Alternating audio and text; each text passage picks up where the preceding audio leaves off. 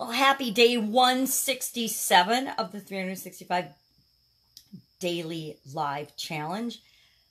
Sharon Horne-Ellstrom here, but you can of course call me Pajama Grandma.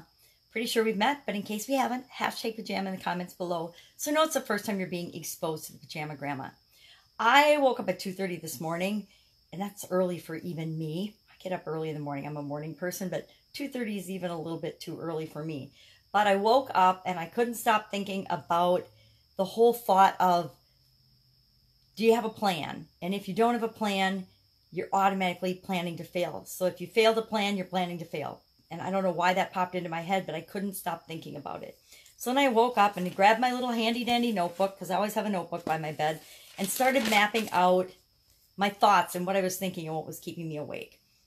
And the foundation and the framework for what it is that I've been doing over the last 6 months and what I've been teaching people over the last 6 months. And it's been bugging me because I know I need to narrow my focus. I know I need to, it's what I coach all my students on. Pick one thing and then narrow your focus. Pick a niche that you want to talk to.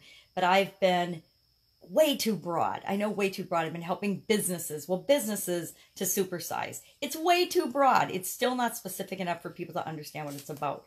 So I was mapping out my framework, and it's actually what I've been doing for the last several months, because I started a page called Supersize Your Business and a group called Supersize Your Business. I created a treasure hunt on the front of that walks people through the process of how to grow their business, the exact process step by step to grow their business. Then in August, as part of the 30-day challenge, which was in this 365-day challenge, I actually said, okay, I need to really start having topics that I talk about on my Facebook Lives and get a little bit more clear on what it is I'm doing. Prior to that, I was just picking a random topic out of my 3x5 card file, and I would just talk about that topic during the day, which helped me get more comfortable on video and talking in my voice, and got me to stop saying so as often, as well as less often. But it wasn't really moving me toward what it was I want to achieve with my online businesses, because I am also moving from the offline brick and mortar world to the online world, because I can do it in my pajamas. It gives me a lot more freedom to do what I want, when I want, where I want, with whomever I want, wearing whatever I want. And so I've been mapping out the framework. Now, as I drew this out this morning, I started laughing, because I've drawn this same plan and same format out at least a dozen times in a dozen different notebooks over the past 25 or 30 years, maybe even long, probably 30 years, 25. Anyway, long time. So it's not like this hasn't been in my brain and hasn't been in my mind, and it isn't like it isn't what I'm teaching people right now already, but it just really solidified and got clear to me that I need to totally narrow my focus from businesses to probably entrepreneurs, because I want to work with more independent entrepreneurs as they're growing and building their business. They're a more fun and exciting and ambitious group of people, which is who I like to work with. I like to work with action takers. I actually have a couple of coaching students, and I love them. I totally love them, but they're like watching paint dry in terms of getting certain things done.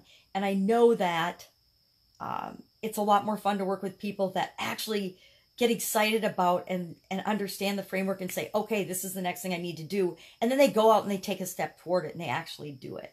So I'm going to narrow that focus down. But I already mapped out my new value ladder and my framework for the book that I need to write, because I've had this book in my brain for at least a quarter century. And then I'm going to actually do, and I've been thinking about this for years. I've always been attracted to the summit idea. So instead of just interviewing people for my podcast, I'm going to take it a step further and actually create a virtual summit.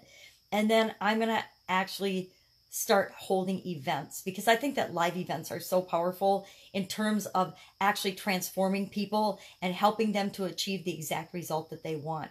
I think that when you bring like-minded people together in one spot physically, and we can do some online events, but I don't think online events are nearly as powerful as physically putting people together.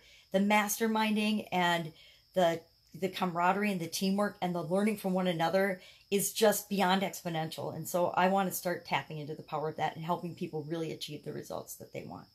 So that's what I'm thinking about today. I hope you have an absolutely fabulous day 167 of our daily live challenge. And of course, I will see you tomorrow with day 168. Bye. Have an awesome day.